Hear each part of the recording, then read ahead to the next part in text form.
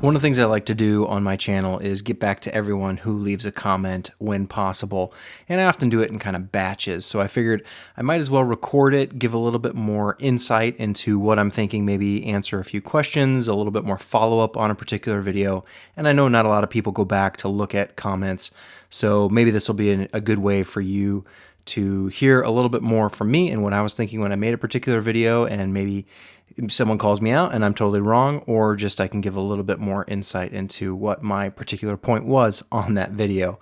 So I don't know if I'm going to do a bunch of these. I figured I'd try it one time and see what people think, but let's just get started. So this is kind of just in the most recent order. Like I said, I try and do this in a batch. So just starting at the top here, Roy says, what about new kit lenses for the GH5, and what about new lenses that don't have the jittering effect in it? So what he's referring to is some of the Panasonic Lumix lenses, or maybe all Micro Four Third. I don't really know. I've heard a little bit about this where there's some kind of jittering for the lenses that have a stabilization built into them. It's nothing I've personally experienced, but I haven't also gone out of my way to really look for it and test for it because I haven't noticed any problems, but I know some people definitely have. So yeah, that would be great. That's about all there is to say to that.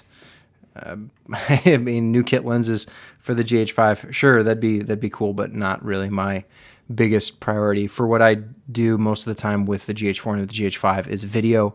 Hopefully, if you've watched some of my other videos, you've got the understanding that I use the GH4 primarily for video. Yes, I take photos with it, but that's not my main concern. So usually I'm using pretty much any lens I want and adapting it to the GH4 with adapters like speed boosters or just dummy adapters, whatever it might be. So there's really, more native lenses is cool for the people that are into it, but that's not really my biggest priority. Janissaria, you might be out of your mind. Mad Max footage is 16-bit uncompressed RAW. Basically, colorist can apply layer after layer grade the shit out of it. GH4 was shoot with external monitor 10-bit with 10 stop at dynamic range. You can't push much with it. Will fall apart. It's like comparing speed of Ferrari versus Prius. Okay, so this is in my video where I was comparing the color of Mad Max to, I think it was called Forever Young or something like that. It was something shot with the GH4. It was like a Lumix, specifically branded entertainment kind of thing. And they were both desert based, so I just wanted to compare the footage of one versus the other. And Mad Max looks a lot better. And I guess some, could be attributed to the codec and the, what he's talking about here with the dynamic range. Yeah, I believe they shot a lot of that with the Arri cameras, specifically the Alexa, I believe. So yeah, some of that's down to the codec, but a lot of it can be left up to the colorist as well. So yeah, the codec can come into play. It's really hard to type and talk, I find, but Maybe that's why I shouldn't do these videos, but we'll see. Yeah, the codec can come into play and affect the results a little, but the difference, man, it's really hard between these two videos is they're not really videos, I guess. They're these two films. Sure, Forever Young, sure, let's call it a film. But there's these films is quite staggering in terms of color. Because, yeah, they did some color on Mad Max. Obviously, they did probably a lot more, but it was more about the aesthetic and the style than the amount of coloring was kind of my main point. You can go check out that video if you want to see more. This guy says, too much chit-chat, skipped the video and got bored. Okay, thanks. Good to know. And I should say, I'll read these as they're written, so if there is any language, just keep that in mind. This guy, sometimes people just throw a lot of hate on YouTube comments, so we'll see. So this is on enough storage space. Don't dismiss the compressed codecs that we have nowadays. Today it's true, but storing space and processing speed grows much faster than resolution. 10 years ago, people start to switch from JPEG to RAW for pictures, heaving a few terabytes, in an SD card size format with SSD drive speed is just around the corner, so I'm expecting high-res RAW-like video and an easy way to process it in 10 years. My first hard drive had 15 megabytes, and it was considered to be huge. Absolutely. Absolutely. Times change and technology changes. Man, I'll make sure I get everything spelt right here. Absolutely. Times change and technology changes.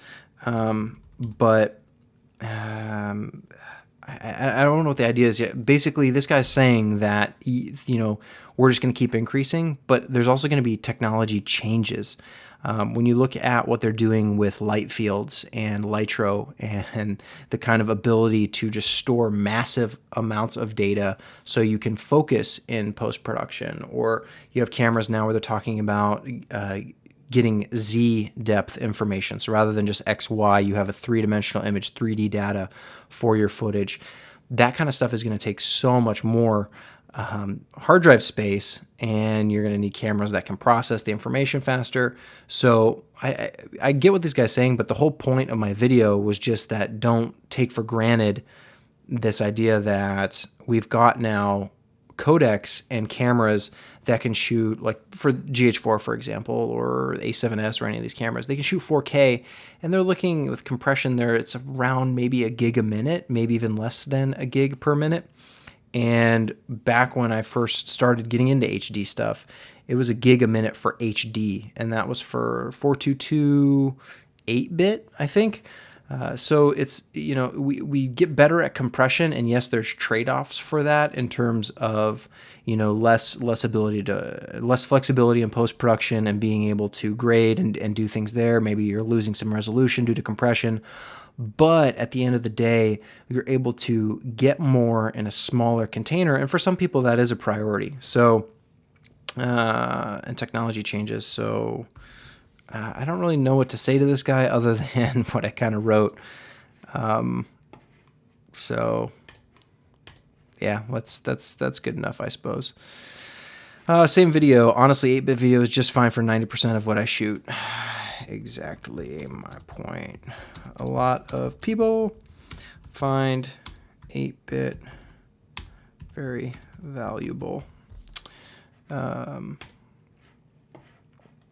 Okay, Shaka. This is on the Video Production Gear Guide, where I kind of put together a comprehensive list of everything you would need to kind of get started with a basic kit. It says, how about a monopod, a Rode VideoMic Pro for run and gun, and a Zoom H1. All of the things are great, but not basic essentials in my opinion. So monopod, yeah, it's great if you need it, but I think a tripod or shoulder rig is probably more valuable as your first purchase. As for a Rode VideoMic Pro, sure, if you want to do on camera kind of stuff and you want to record audio straight to the camera, that's fine, but that's certainly not my go-to number one.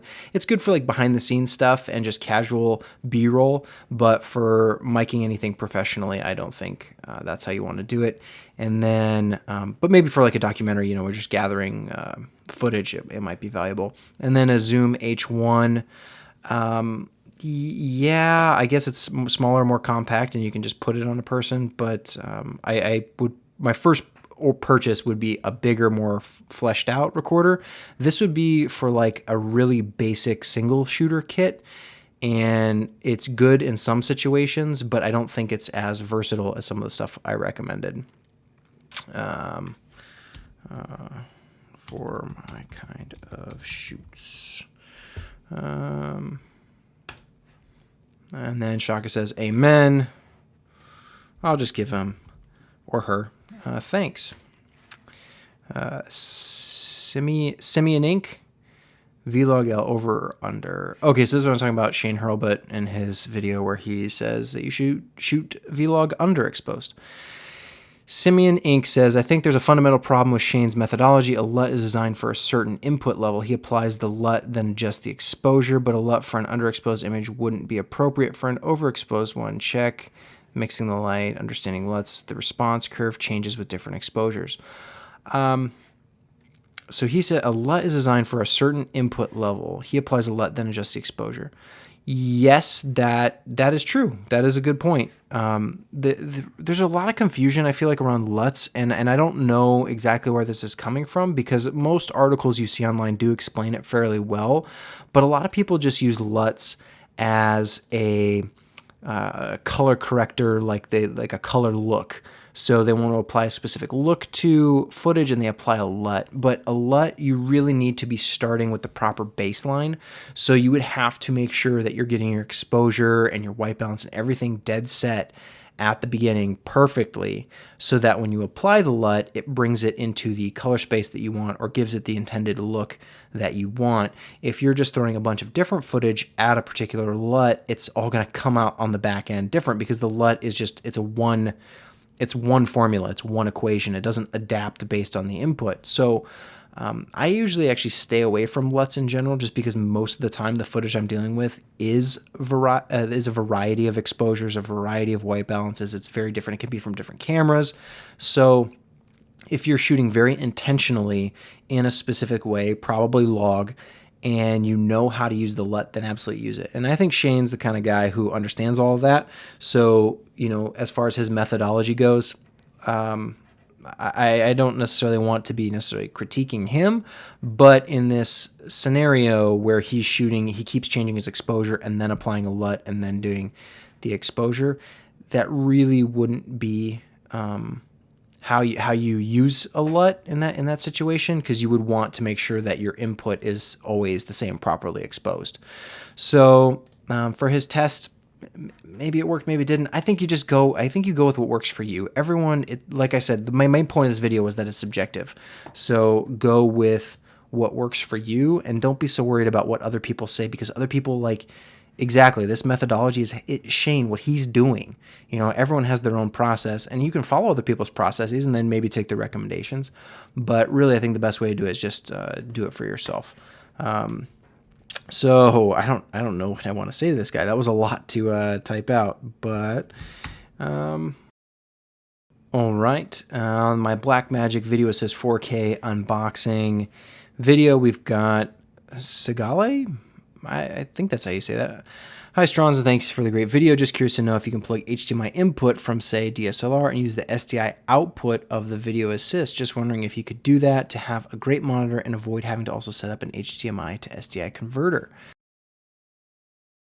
Yeah, I'm not sure if you can plug in HDMI and output SDI. I assume that you can't, because I don't think the Video Assist is doing any cross-converting internally. I think it's just taking the input and then routing it back out. So if you go in HDMI, you can output HDMI. If you input SDI, you can output SDI, but I don't think it cross-converts. But something I haven't actually tested myself, and so I would be curious to know the answer to that, because I don't know. That could certainly be helpful in certain situations if you're in some kind of live setup where you need SDI outputs for some kind of IMAG projection or concert kind of thing. So that would be interesting to know. Gan Eden Media. So this is my SLR Magic 2X anamorphic impressions. Who is this guy? A lot of people thumbing that one up. Just some guy on YouTube. That's who I am. It's a small thing. Sully Cortez says, couldn't have said it better myself. Great video, sir. Thanks. All right. Josh on that anamorphic video says, have you used the Panasonic 12-35 or 35-100 f2.8 with the adapter? How does the autofocus work when you take photos with it? I was hoping to use the Panasonic Leica 25 1.4 too wide. Thank you. So I haven't tested the autofocus with the anamorphic yet, but 25 millimeter, if it's a native micro four thirds lens, so with the crop factor, you're looking at a little over 50 millimeters in terms of full frame equivalent, that would be totally fine on the GH4. But when he says too wide, he could be talking about the aperture as well. You probably can't shoot at 1.4 on with the anamorphic adapter on there. That's just too wide of an aperture. You probably need to stop down a little bit, but 25 should work if it's a native lens. You know, the crop factors and the different lenses, it does get a little bit confusing depending on what you're using. So if you're using a speed booster, that affects it. If you're using if you're shooting at 12, that's going to be probably too wide, but 35, you're probably okay. And 35 to 100, you're probably fine as well. Same video, Kieran Gray, what a load of utter crap. Snooze. Thanks. Haha. All right. Then Gan immediate. Yet 4-3 rumors still spin this junk. Something going on. Yeah, I don't know why 4-3 rumors posted this. I didn't think it was that great of a video, if I'm going to be critical of myself anyway. It is just me sitting there talking because I didn't have any test footage to show at the time, but that's why it was kind of my first impressions. I just wanted to get my personal opinion out there without saying it's a review or anything like that. So if you're on my channel and you see something that says first impressions, it's usually pretty basic. If I'm going to do a review, it's going to be a little bit more comprehensive with test footage and, you know, some hands-on real world shooting kind of stuff. But the first impression stuff is just to get my thoughts out there when I get a new piece of gear or when I have something to say. Most of my videos is pretty easy for me just to share my thoughts like I'm doing right now. But the reviews and stuff, it take a little bit longer to produce. But I want to make sure I'm putting content out regularly for the people who find it interesting. Same video, Jeffrey Munar, 11-minute review, no test footage, all talk, clap, clap, clap. So that's exactly what I was just saying, is that it's not a review, it's my impressions. Obviously, I'm not going to fault this guy for not understanding that. He wanted some test footage. Sorry, I didn't have it. Must be Ailes' boyfriend, lover. Don't know what that's about, but okay. Set perfect exposure, Lord. This is an old video. This is probably me just talking over a photo before I was even recording myself doing stuff. So this guy says, let's say you shoot on a very sunny day, your aperture is locked. Your ISO can't go lower and your shutter speed is fine. Couldn't you just up the shutter speed and instead of using ND filters? Okay. Yeah, let's talk about that. This is a pretty common question, and I don't know why people don't understand that when you increase your shutter speed, now this is only for video, I'm talking about video, but when you increase your shutter speed, you lose motion blur, and when you lose motion blur, your footage doesn't look natural. People say 180-degree rule is subjective. I think it is a rule and a standard for a reason because that's what looks nice. And yes, you can break it and you can do your thing and be creative with it, but just understand that if you want professional, normal looking footage, 180-degree rule is not going to do you wrong. So that's why you need to use ND filters. Because as this guy says, if your aperture is locked, okay, so my aperture is locked at 2.8, I can't change it. Your ISO can't go lower, as is the case oftentimes when you shoot on a very sunny day. So ISO all the way down, let's say it's at 100 or 200, as low as it can go. Aperture's locked at 2.8. And your shutter speed is fine. Couldn't you just up the shutter speed? Well, you're going to lose motion blur. So your shutter speed when you're doing video is locked. In my opinion, it's locked at 180 degrees. So you cannot change it. You can change your ISO, you can change your aperture, but most people want shallow depth of field. So they like to shoot with the fast apertures.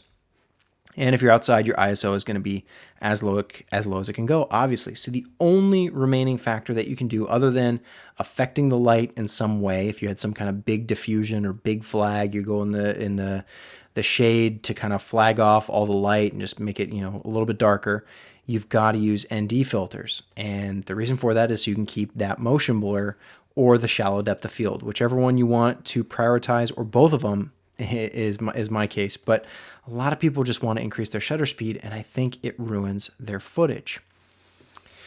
This is on the GH5 feature quest. So this is a video I made a while back just saying features I'd like to see on a GH5.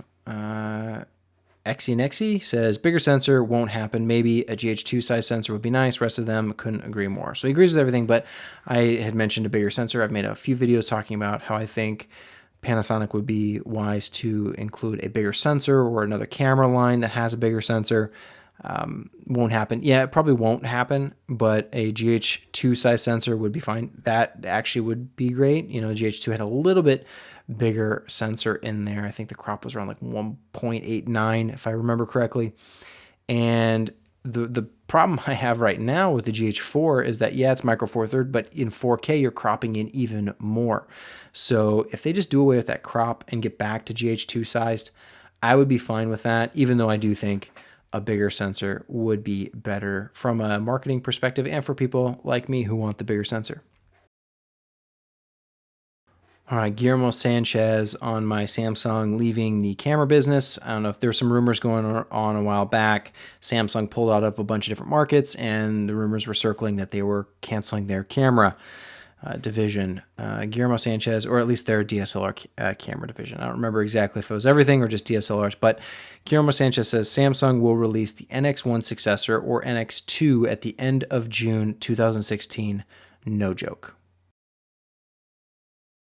I'd like to know who this guy's talking to, if he actually knows something, but there were some rumors of NX2s coming out, this year or being announced this year, and that was all a while ago, so I don't know why he would think end of June. That's coming up really quick, and I haven't heard anything, but hey, I would love to be proven wrong and love to see an NX2. The NX1's a great camera, so an NX2 would be a great addition in my mind to the camera market.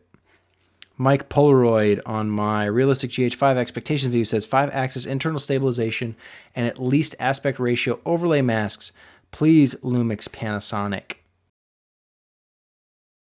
Absolutely, 5-axis internal stabilization would be awesome. I don't know. That's not really under my realistic category of expectations. That's probably under my 50-50. Maybe it'll happen, maybe it won't. I'm not going to say it's totally impossible, but I'm also not going to say that it's likely going to happen. But it would be really smart if they added it, because it's just another nice feature to have on the camera, although they do have quite a few lenses that have stabilization built in. So, people talking all the time about how Panasonic doesn't want to cannibalize their own markets and such. So they do have cameras that have internal stabilization now. I believe it's the GX8 or 85 that everyone's hyped about. I don't really like the form factor of that camera, but hey, that's just me.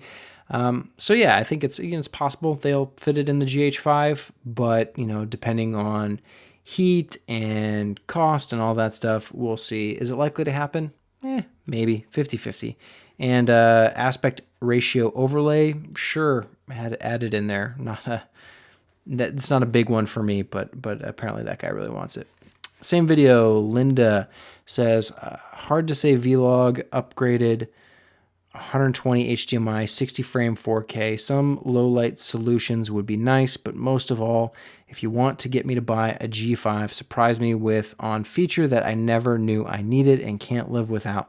Be innovative, which is a tall order, but it's the lifeblood of electronics. It's hard to really comment on this because I'm not really sure what I would say other than 4K 60 is probably going to happen. This video backing up your files. Alvin says, I'm not a fan of MyBook drives. I had one and it was a major issue because it is a RAID 0 by default. Data is written across the drives together, not duplicated between the drives, as you said. If either drive fails, you lose everything on both, so there's bigger risk of losing everything than if you had a single drive, as there are twice as many drives that can fail.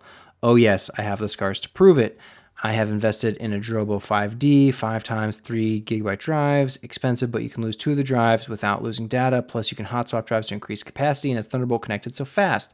I will likely buy a similar Drobo 5N, which can be networked and serve as my offline backup to the 5D. I'd also suggest make sure the unit uses NAS or SAN level drives, such as WD Red drives that are designed for continual long-running service.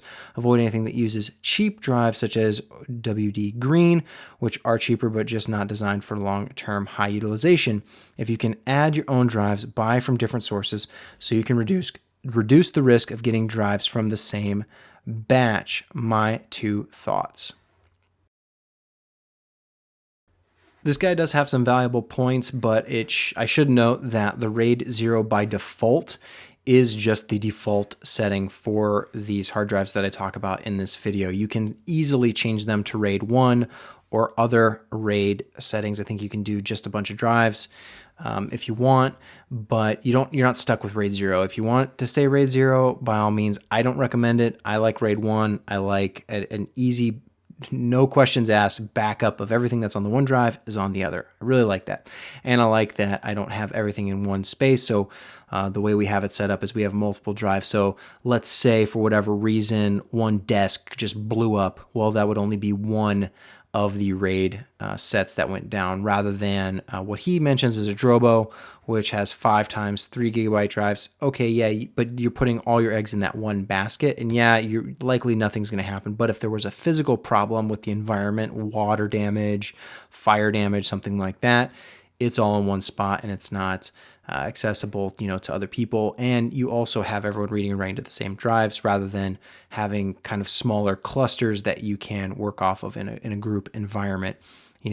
Probably a server is the best way to do it, but these RAID drives are really affordable and they work really well. And they do come with the Western Digital red drives that he mentions down here, which are the ones designed for more server RAID type use compared to the green ones. So these drives really, they come with everything you would need. So he's even suggesting to use the hard drives that come with these, and you can set up in a RAID 1. So I'm not really sure why he really wanted to go with the Drobo, other than just hearing about them and thinking that they're great. I've heard people have problems with them. I've heard other people have great success with them. It's really just up to you and what you want to do. But as far as I'm concerned, the easiest, most simple solution is usually what I want to go with. And that's just basically having one drive right next to the other, networked together in a RAID 1 configuration. That way it's portable, it's easy to take from place to place if you need to, but it's also pretty secure and backed up in and of itself. And then you can always make another backup if you want, because like I said, these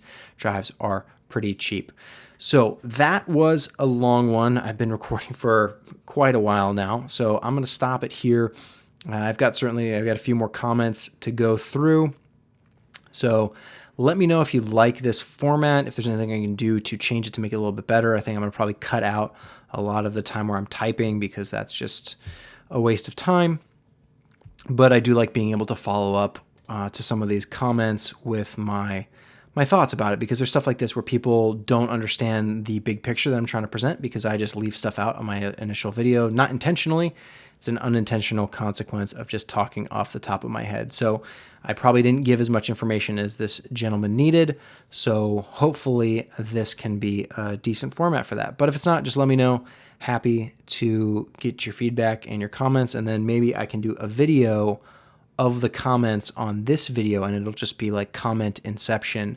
And we'll just keep going deeper and deeper and deeper into the comment limbo. If you're still watching, I figured since I have to do these comments anyway, I'll just keep going, and I'll try and be a little bit quicker with this portion, trying to hone this process. But I figured, hey, if I got to answer these comments anyway, I might as well make a video.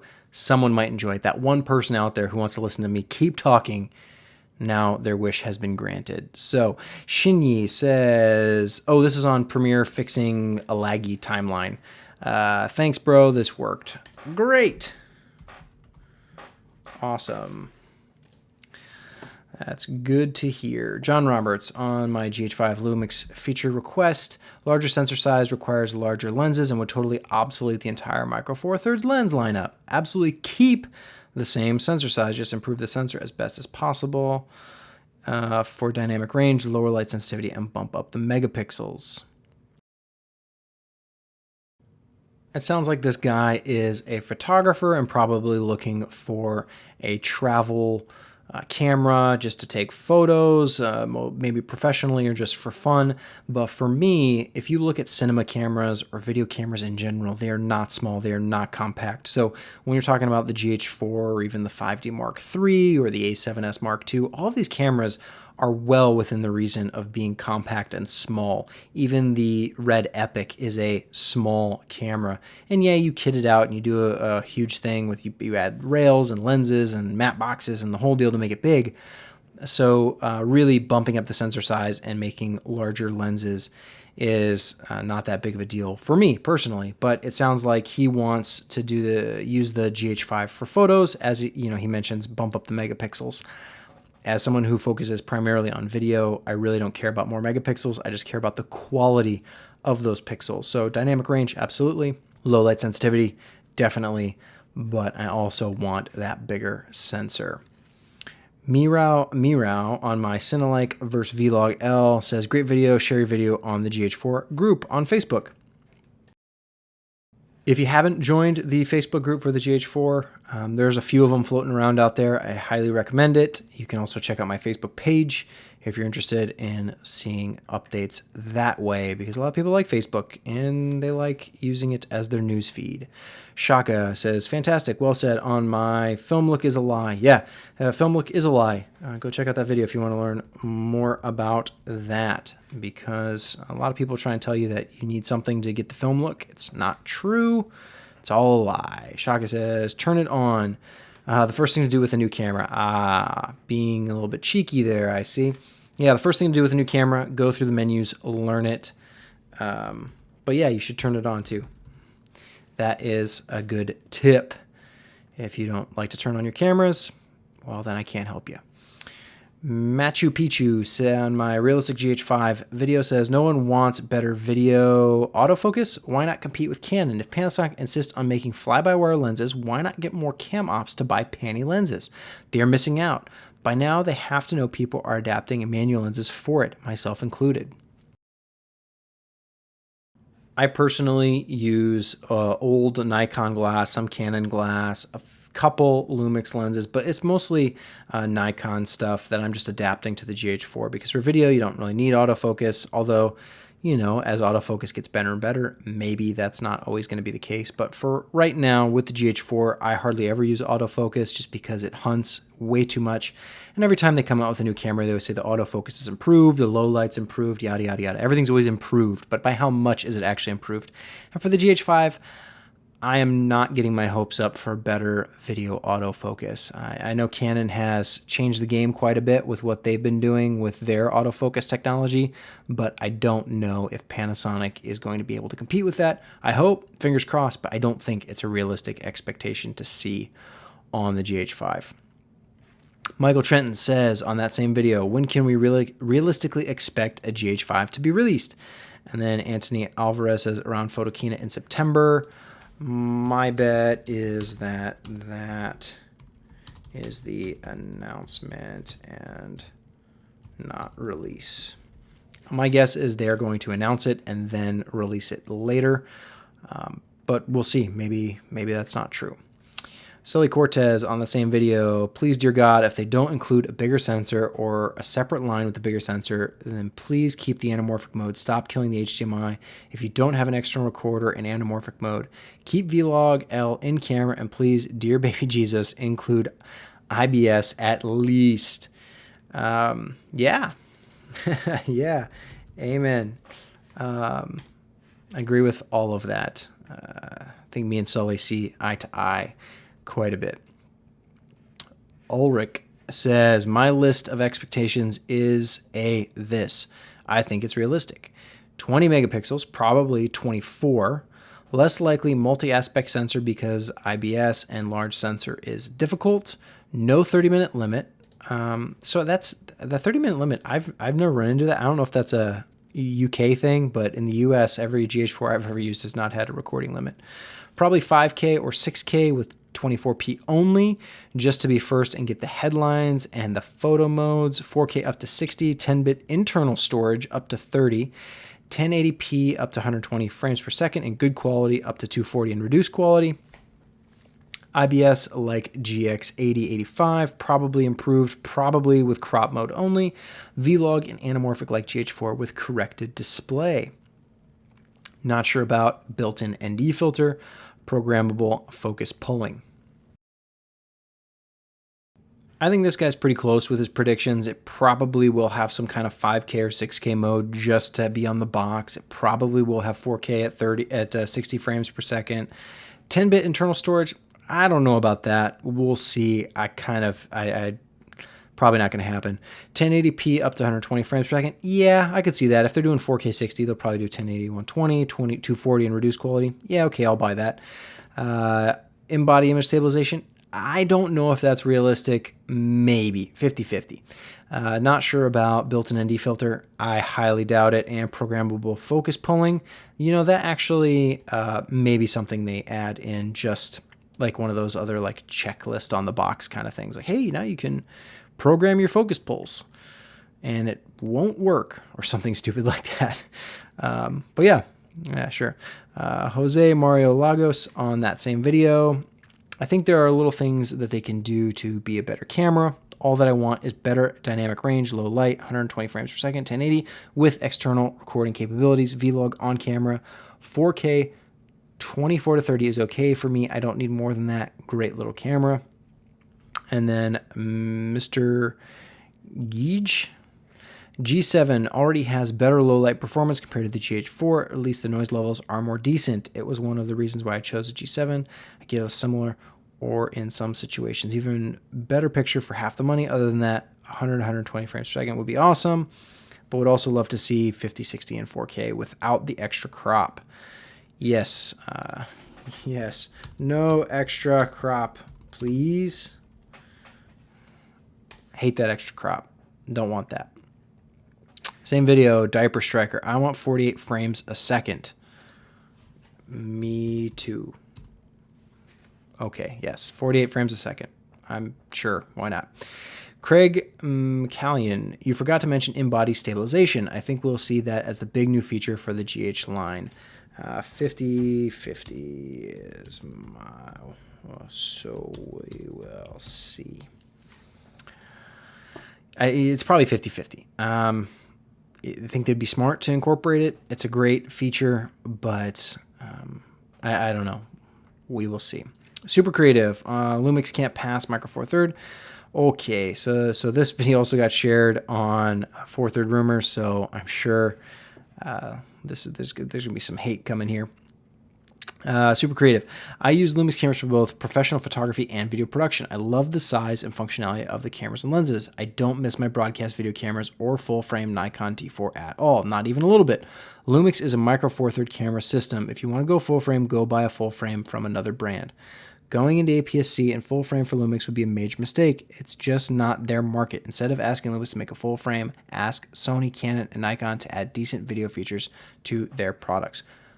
There's nothing that I generally disagree with, other than I think that there are quite a few people out there who dismiss the Lumix brand as not professional because of the sensor size. It's unfortunate. I don't think you need a big sensor to make professional images, not at all. But I do think there are a lot of people out there who dismiss the lineup because of that thing. So from a marketing perspective, if they came out and they said, we've got full frame, or now we've got medium format, or now we have the bigger sensor that you guys want, because all the other companies do it too.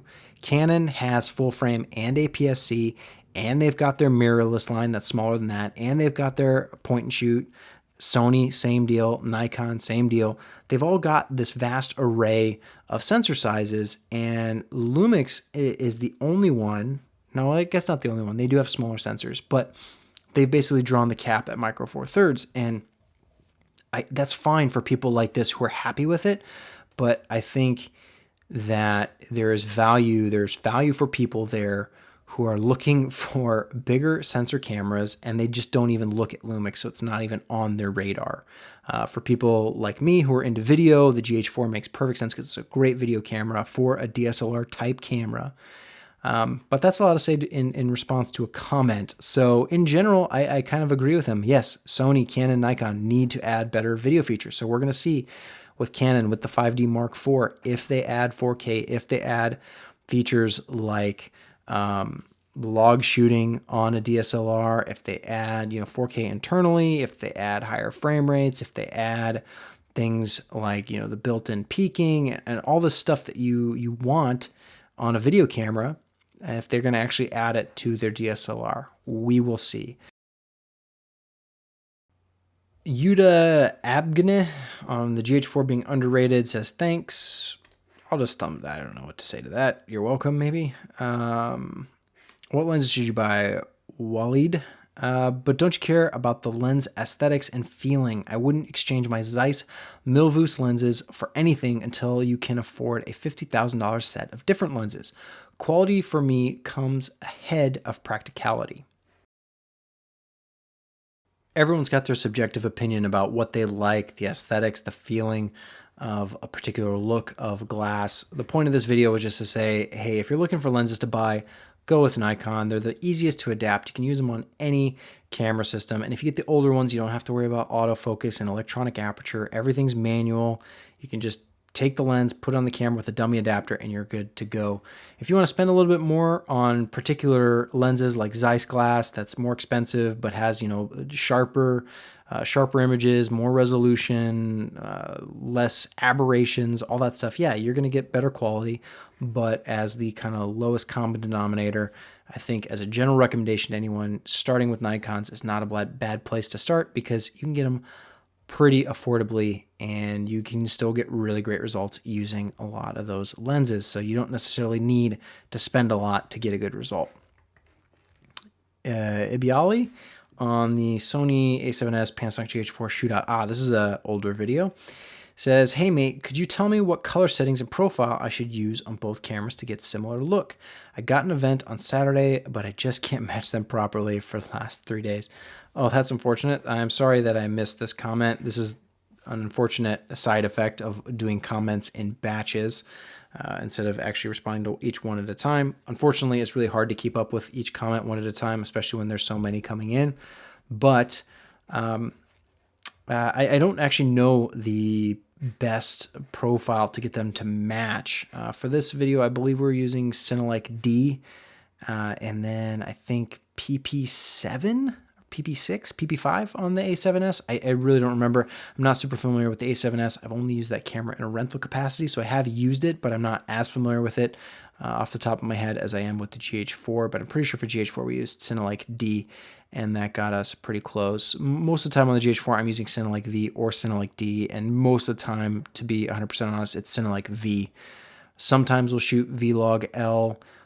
Very rarely will I ever shoot Cinelike D. I just particularly don't care for how it looks, so most of the time it's Cinelike V. This video, I'm pretty sure it was Cinelike D, though, but unfortunately, I missed this guy's comment.